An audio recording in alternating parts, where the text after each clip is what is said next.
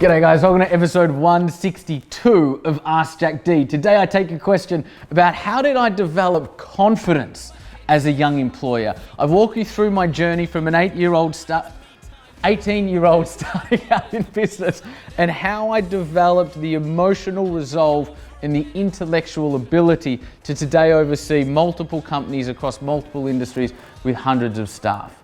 Let it roll. 28 and I'm trying to shape history, pulling from the sky for some strength to take with me, line up the stars, fly away quickly and push the world forward like a tidal wave hit me.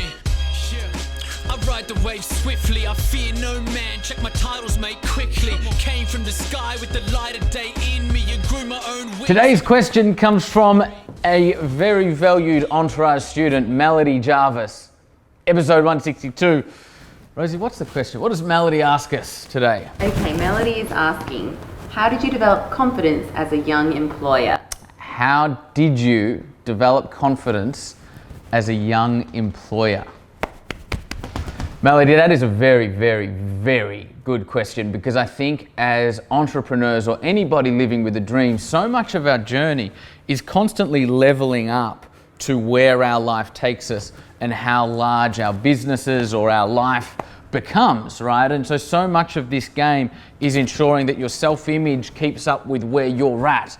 You know, one of my closest and dearest friend, a guy called Stuart Cook. He was the CEO of Zambrero, which was Australia's fastest growing franchise for a number of years under Stuart's leadership. Stuart was there for about 6 years. He took it from 2 stores to about 80 stores, got to a point where they're doing about $80 million revenue. And just an incredible young Australian executive who's spent a lot of time in the game, approaches everything from a balanced approach, and is incredibly humble. One thing Stewie will tell you is that I still see myself as the redhead kid from Coffs Harbour, right? Because often our self-image is, well, it's just me, and I'm just the redhead kid from Coffs Harbour, I'm just the boy from Melbourne, or Andrew Morello, I'm just the boy from Moonee Ponds, whatever it might be. And so often we need to ensure that our self-image, and therefore how we view ourselves, how we hold ourselves, how we communicate, how we live our lives, how we behave, is congruent and aligned to who we are today, rather than the redhead from Coffs Harbour, right? When I started my first business, I was 18 years of age, and I started that business on the Monday. My brother Tom passed away the Friday prior to that, so 3 days prior to that, as a result of drug use. And so over the next couple of years, I was dealing with, the inevitable stresses of going into business before you know anything, and I mean anything, business, life, humans, leadership, didn't know anything. Dealing with the inadequacies of losing money and going, what are we doing?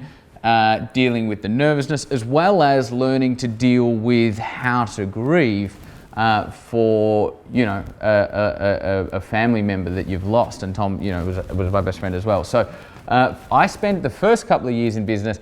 I was the opposite of confident. I had a high degree of anxiety.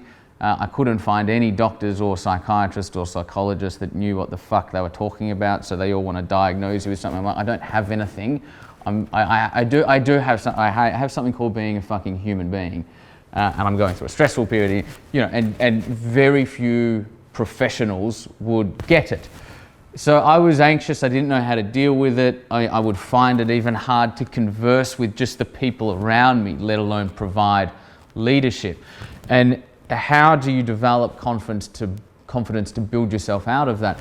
I think it comes back to knowing yourself, self-awareness, giving yourself grace in terms of, if you're new to business, give yourself grace around that. Understand that you're going to make mistakes.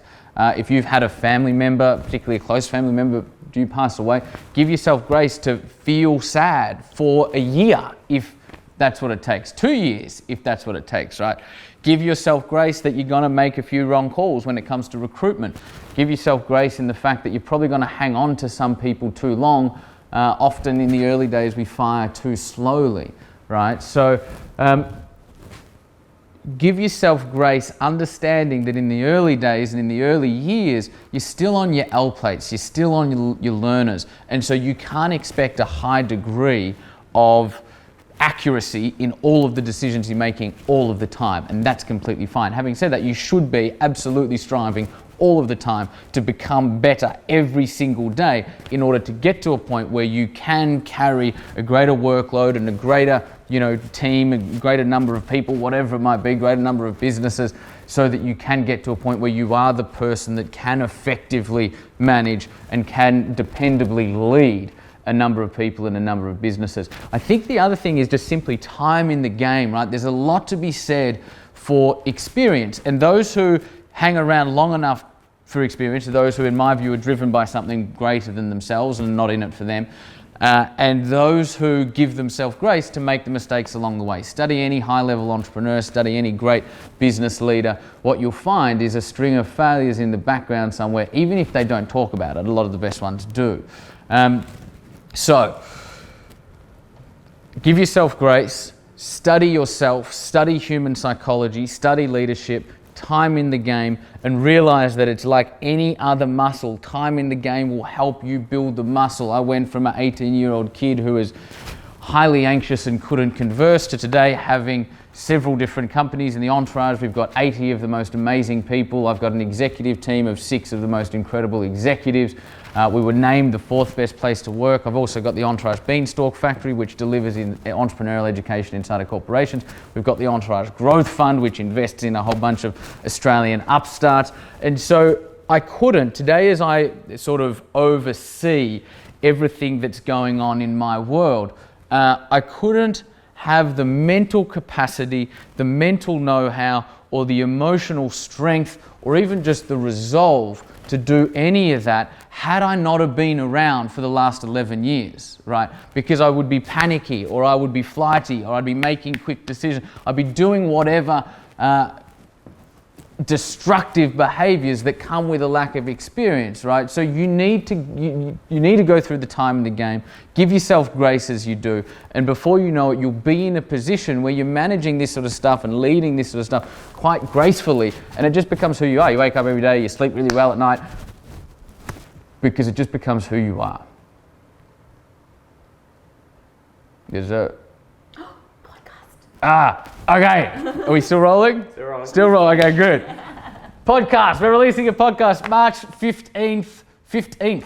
March the 15th. The podcast is coming out. All of the Ask Jacks will be up on iTunes, because we keep getting thousands of messages from you guys going like, Jack, we want to listen to this at the gym or in the shower or we're not in Rosie, behave. On the train, whatever it might be, right? And so we're doing that, and my team are working around the clock to get that up for you guys. March 15, it will be there, as well as a whole bunch of interviews we've been doing over the last sort of 6 to 12 months for the purpose of this podcast, which is coming to you guys March 15. So what that means